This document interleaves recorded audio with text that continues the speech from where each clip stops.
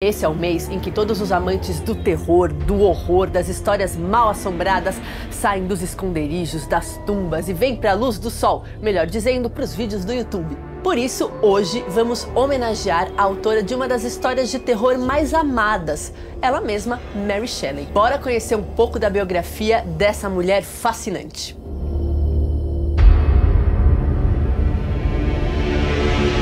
Mary Godwin, futura Mary Shelley, nasceu em 30 de agosto de 1797, ou seja, no final ali da Revolução Francesa, na cidade de Londres, na Inglaterra. Filha do romancista e filósofo político William Godwin e da filósofa feminista Mary Wollstonecraft, o nascimento de Mary Shelley foi marcado por um trauma. O parto da pequena Mary Shelley foi muito difícil e, por conta da falta de condições de higiene da época, a sua mãe contraiu febre puerperal, ou então febre do parto, como a doença era conhecida naqueles anos. E ela faleceu apenas 10 dias depois de dar à luz. Mary Wollstonecraft foi uma grande pioneira do feminismo. Ela publicou um livro chamado Reivindicação dos Direitos da Mulher em 1792, ou seja, quase 100 anos antes do movimento sufragista inglês. Esse livro criticava o modo arbitrário com que os homens impunham condições humilhantes às mulheres.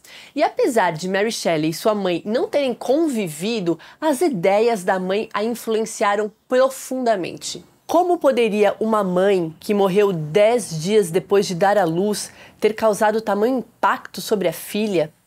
Entretanto, por mais inusitado que pareça, a influência de Wollstonecraft sobre a filha foi profunda. Sua filosofia radical moldou Shelley, inflamando-lhe a determinação de se tornar alguém e de criar uma obra-prima exclusivamente sua.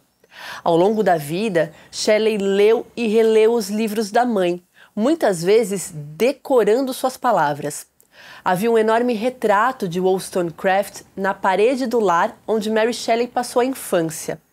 A garota o analisava, comparando-se com a mãe, na esperança de encontrar semelhanças. O pai de Mary Shelley, bem como os amigos dele, apresentavam Wollstonecraft como um paradigma de virtude e amor, enaltecendo sua genialidade, bravura, inteligência e originalidade.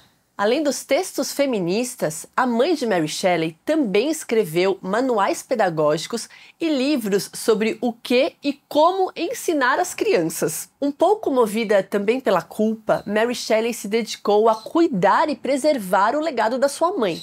As duas sofreram injustiças por conta do seu gênero, também escreveram obras que marcaram a história e se dedicaram a pensar questões polêmicas da sua época. A biografia delas duas é contada no livro Mulheres Extraordinárias, As Criadoras e a Criatura, da poeta e professora de literatura Charlotte Gordon.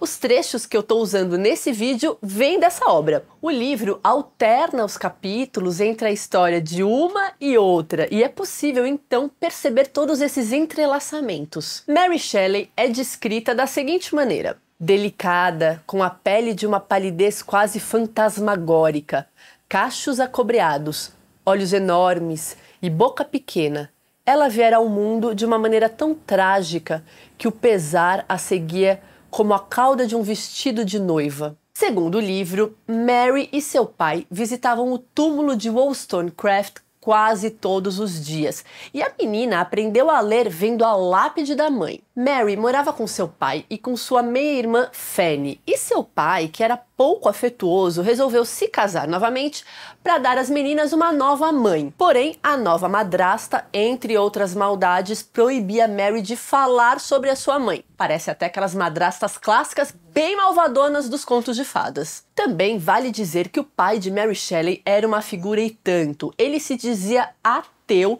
Isso na época era muito subversivo e atraía vários jovens que queriam escutar as suas ideias e compreender a sua filosofia de vida. Eu já vou falar mais dele. Bom, o fato é que a família começa a ter problemas financeiros e William e sua nova esposa decidem então abrir uma livraria para o público juvenil, a primeira do tipo. Mary Shelley já tinha uma relação com os livros por conta dos seus pais, filósofos, pensadores, escritores. Mas com a abertura da livraria, essa relação ficou mais próxima ainda. E agora, com a abertura da livraria, ela pôde então conhecer outros autores. Aos 13 anos, Mary Shelley já escrevia, já produzia os seus textos, alguns deles com temas bem cabeçudos, como a influência do governo no caráter do povo. Por conta de problemas de relacionamento com a madrasta e também questões de saúde por causa do estresse todo daquela casa, Mary é enviada para a Escócia para passar um tempo na casa de um admirador do seu pai. Tipo um seguidor, sabe? Mary e o tal admirador do seu pai não se conheciam. Ela fez a viagem sozinha, uma viagem de uma semana no navio. Foi roubada e chegou lá na Escócia sem um tostão no bolso. Mas no fim deu tudo certo. A família Baxter acolheu Mary e ela ganhou uma irmã de alma. Foi na Escócia que o seu amor pela natureza aumentou ainda mais e ela começou a alimentar o sonho de escrever histórias fantásticas para, segundo ela mesma, povoar as horas com suas criações. Com 16 anos, Mary Shelley volta para Londres e conhece Percy Shelley, um jovem rico, rebelde, encantador, aqueles que têm mel no corpo, sabe? Percy era um grande admirador dos pais de Mary Shelley e se aproximou da família enquanto ela estava fora. Percy buscava a orientação de William Godwin e, em troca, dava a ele uma ajuda financeira. Mary e Percy se apaixonaram quase que instantaneamente. Tempos depois, Percy disse a um amigo que sabia que naquele dia ele tinha conhecido a mulher da sua vida, a mulher que seria dele. Mas havia um probleminha. Percy Shelley já era casado e essa relação era bem conturbada, com indas e vindas e filhos no meio. Mas Mary e Percy estavam dispostos a viver esse amor grandioso com todos os riscos implicados. Ela saía às escondidas com a ajuda da sua irmã e os dois conversavam muito sobre literatura, imaginação, amor, liberdade, um mundo ideal e por aí vai. E olhem só, foi Mary quem tomou as rédeas da situação. Contrariando o que se esperava de uma moça na época, ela se jogou nos braços de Percy e declarou todo o seu amor por ele. Mas nossa igreja haverá de ser o céu estrelado, nosso altar as extensões relvadas dos campos e nosso padre o vento sussurrante. Ao contar do seu romance para o seu pai, Mary esperava uma reação acolhedora. Afinal de contas, William Godwin falava muito sobre liberdade e era um crítico feroz da instituição casamento. Mas, casa de ferreiro, espeto de pau. William Godwin ficou horrorizado com toda essa história, expulsou Percy Shelley, manteve Mary em sua casa e ainda tomou as dores da esposa de Percy. William Godwin ainda passava por apertos financeiros e mesmo expulsando Percy de sua casa, ele ainda contava com a ajuda do rapaz.